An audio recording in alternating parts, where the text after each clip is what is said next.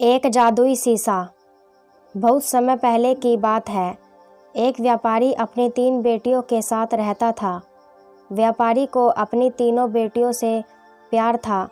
एक दिन उसे किसी काम से दूसरे देश जाना था। जाने से पहले व्यापारी ने अपनी तीनों बेटियों को अपने पास बुलाया और पूछा, मेरी प्यारी बच्चियों, कहो मैं परदेश से तुम तीनों के लिए क्या लाऊं? पहली बेटी ने सुंदर कपड़े और दूसरी बेटी ने गहने लाने के लिए बोला, लेकिन तीसरी बेटी, जिसका नाम ब्यूटी था, उसने अपने पिता से कहा कि वह उसके लिए एक गुलाब का फूल ले आए। व्यापारी ने अपनी तीनों बेटियों से उनके उपहार लाने का वादा किया और अपने सफ़र पर निकल पड़ा। अपना काम खत्म करके व्यापारी जब अपने घर की ओर चला तो वह तूफान में फंस गया और रास्ते से भटक गया। बहुत कोशिशों के बाद भी वह अपने घर का रास्ता ना ढूंढ सका। तब तक तो अंधेरा भी हो चुका था। तभी अचानक उसकी नज़र एक रोशनी पर पड़ी जो दूर एक महल से आ रही थी। व्यापारी ने सोचा, शायद महल में उसे रात बिताने की जगह मिल जाए। इसीलिए वह उस तरफ चल पड़ा। जब व्यापारी महल में पहुंचा, तो महल में कोई भी नहीं था। उसने हर तरफ देखा, लेकिन उसे महल में कोई नहीं मिला। आश्चर्य की बात थी कि खाने की मेज पर कई प्रकार के स्वादिष्ट व्यंजन रखे हुए थे, लेकिन उन्हें खाने वाला कोई नहीं दिख रहा था। भोजन को देख व्यापारी की भूख और बढ़ गई थी। इसीलिए उसने भरपेट खाना खाया और एक कमरे में मुलायम गद्दों पे सो गया।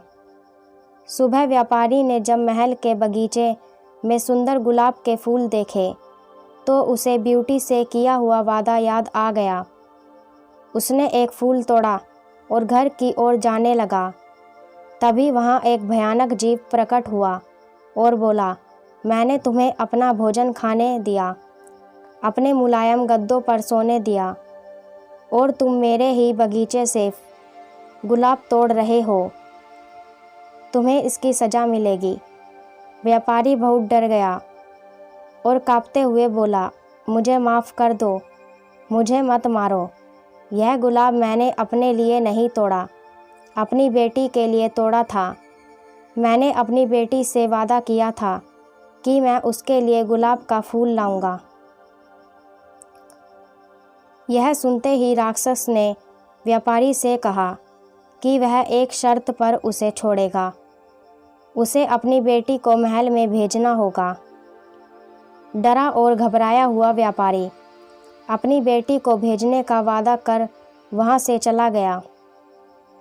घर पहुंचकर व्यापारी ने अपनी बेटियों को सारी बात बताई और अपनी छोटी बेटी ब्यूटी से माफ़ी मांगते हुए कहा, अपनी जान बचाने के लिए मुझे उस समय कुछ समझ नहीं आया और मैं राक्षस से यह वादा कर आया। मुझे माफ़ कर दो ब्यूटी, अपने स्वार्थी पिता को माफ़ कर दो। ब्यूटी ने अपने पिता के गले लगते हुए कहा, आप बिल्कुल परेशान ना हो पिताजी, मैं आपका किया हुआ वादा ज़रूर निभाऊंगी। ब्यूटी जब महल पहुंची तो बहुत घबराई हुई थी। राक्षस का भयानक चेहरा देखकर वह बहुत डर गई, लेकिन राक्षस ने उसका खुले दिल से स्वागत किया और राक्षस ने उसे रहने के लिए अपने महल का सबसे अच्छा कमरा दिया। और जब ब्यूटी आग के सामने बैठकर कढ़ाई करती, तब राक्षस उसके पास घंटों तक बैठा रहता और उसे निहारता रहता। धीरे धीरे दोनों को एक दूसरे का साथ अच्छा लगने लगा और वे अच्छे दोस्त बन गए। अब वह दोनों सारा दिन एक दूसरे से बातें करते और खुश रहते थे। उस राक्षस को ब्यूटी बहुत अच्छी लगती थी और वह उससे शादी करना चाहता था, लेकिन डरता था कि ब्यूटी एक राक्षस से कभी शादी करना नहीं चाहेगी। बड़ी हिम्मत जुटाकर एक दिन उसने ब्यूटी से अपने दिल की बात कहने का फैसला किया। जब वह ब्यूटी के पास पहुंचा तो देखा कि ब्यूटी अपने पिता को याद करके बहुत उदास है। उससे ब्यूटी की उदासी देखी नहीं गई और उसने ब्यूटी को एक जादुई शीशा दिया जिससे वह अपने पिता को देख सके।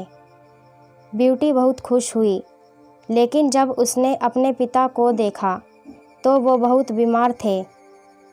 यह देख ब्यूटी ने राक्षस से अपने पिता से मिलने की इच्छा जताई। राक्षस ने उसे पिता से मिलने की इजाज़त दे दी और 7 दिन में वापस आने को कहा। ब्यूटी ने तय समय आने का वादा किया और अपने घर चली गई। ब्यूटी को सामने देख व्यापारी खुश हो गया और जैसे जैसे उसे पता चला कि राक्षस देखने में भले ही क्रूर हो, लेकिन वह दिल का बहुत ही नेक और दयालु है, व्यापारी की सेहत और सुधरती गई। परिवार से मिलने की खुशी में 7 दिन कब निकल गए, ब्यूटी को पता ही नहीं चला। एक दिन ब्यूटी ने सपना देखा कि राक्षस की हालत बहुत खराब है और जल्द ही वह मरने वाला है। अगले ही दिन वह महल वापस आ गई और उसने देखा कि राक्षस बगीचे में बेसुध पड़ा हुआ था, जैसे वह मर चुका हो। ब्यूटी उसे देखते ही रो पड़ी। तुम मुझे छोड़कर मत जाओ, मैं तुमसे बहुत प्यार करती हूँ और तुमसे शादी करना चाहती हूँ। मैं अपनी सारी ज़िंदगी तुम्हारे साथ बिताना चाहती हूँ।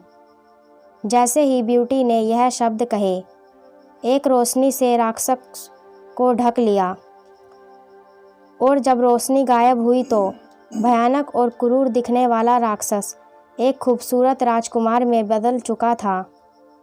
राजकुमार ने बताया कि एक दुष्ट जादूगरनी ने उसे एक राक्षस बना दिया था और सच्चे प्यार से ही उस जादू को तोड़ा जा सकता था। बहुत समय से राजकुमार उस लड़की को ढूंढ रहा था जो उससे उस रूप में प्यार कर सके जिससे सब डरते थे और उसकी सूरत से नहीं बल्कि उसके गुणों को चाहे।